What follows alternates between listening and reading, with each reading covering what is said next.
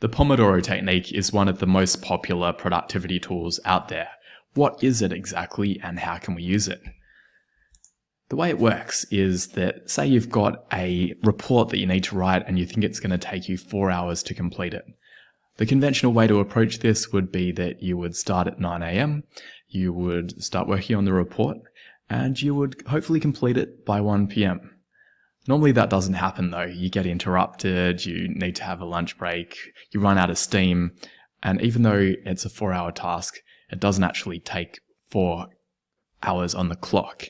It might take several days actually in order to be able to string out that much focus time. The way that it works with the Pomodoro technique is that you slice up that 4-hour task into 30-minute blocks.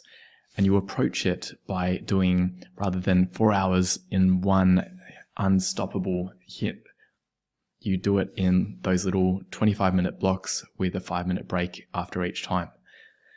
The reason you do it is because it actually, even though it seems like you would get less done by taking these breaks every 25 minutes, it's actually the opposite. It was first invented by a student from Italy called Francesco Cirillo in the 1980s. And since then, more than 2 million people have used the Pomodoro technique and love it. The reason it works is because it reduces procrastination. Because I don't know about you, but the prospect of working on a report for 4 hours is not much fun for me. But the idea that I just have to do 25 minutes, or potentially even less than that, it's a bit of a psychological trick where it allows the brain to attack the problem with much more intensity than if we feel like we have quite a long time ahead of us. It might be that a task that would take 4 hours if you approached it in the conventional way, you might actually be able to knock it over in 2 highly focused Pomodoro blocks of 25 minutes each. Because when you're doing the Pomodoro block, you're not multitasking, you're not trying to do multiple things. You set an intention for that Pomodoro block and that's all you do.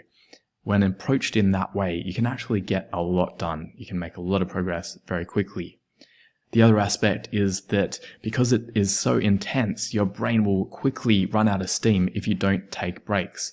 And the Pomodoro technique recognizes this and builds in breaks. It's not like you have to rest when you get to the point where you're completely exhausted. Normally, if you do that, then you'll be a wreck and you won't really achieve much for the rest of the day.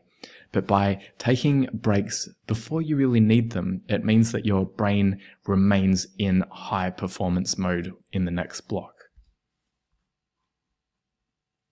The way that you do the Pomodoro technique is conventionally by getting a kitchen timer in the shape of a tomato. That's where the name comes from. Pomodoro means tomato in Italian. And the inventor, Francesco Cirillo, he had a timer like this. He would set it to 25 minutes. He would study intensely.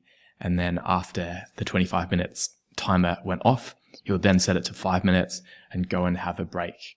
He'd also have a piece of paper where he would log how many tomatoes he had checked off for the day. He would draw a little Pomodoro on his piece of paper and write what he did. And that act of measuring is quite helpful as well. There are more modern ways of doing it as well. For example, with Focus Bear, you can set it up so that you choose how long you want your Pomodoro duration to be, how long you want to break for, because it doesn't just have to be 25 minutes. And you choose the focus mode. What the focus mode means is that when you start your work, you are locked into that type of work.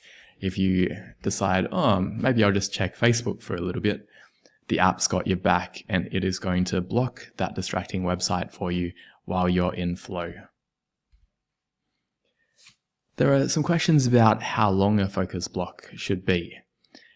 The traditional way is 25 minutes, but it doesn't have to be limited to that. I actually prefer 50-minute Pomodoro blocks personally because I find that after 25 minutes, I haven't quite reached the point where I need a break. And I prefer having 50 minutes on with a 10-minute break. But you don't even have to do 25 minutes. It could be that you start quite small. You could start with a 15-minute Pomodoro, and that can be psychologically easier than committing to 25 minutes. And then if you get even better at focusing, you could do up to 90 minutes. 90 minutes is probably the upper limit of what you would want to do, because at that point, your brain enters the end of what's called an ultradian rhythm cycle. And essentially that means that by 90 minutes, that's it. You're out of brain power. By that point, your brain wants a rest. And that's pretty universal for most people. So you could experiment going up to 90 minutes, but good luck going beyond that. You're probably not going to be that productive, and you're going to be better off taking a break. Speaking of breaks, when you take a break, you want to do it in a particular way. You probably don't want to go and look at TikTok or read the news. Instead, you want to do an activity that is going to activate your diffuse mode network. Activities like going for a walk, washing the dishes, going and chasing the dog around the backyard, anything like that where you're away from your desk, your body is potentially moving. That's going to allow your brain to take the full attention off the task and instead allow that task to ruminate and marinate, and suddenly you'll have an insight that you hadn't thought of when you were working so intently before that shaves off heaps of time and makes the quality of the work much better. I find this happens for me all the time when I take a break like this, but it doesn't happen if I go and check emails in my break. Hope you enjoy the Pomodoro technique. All the best with your productivity journey.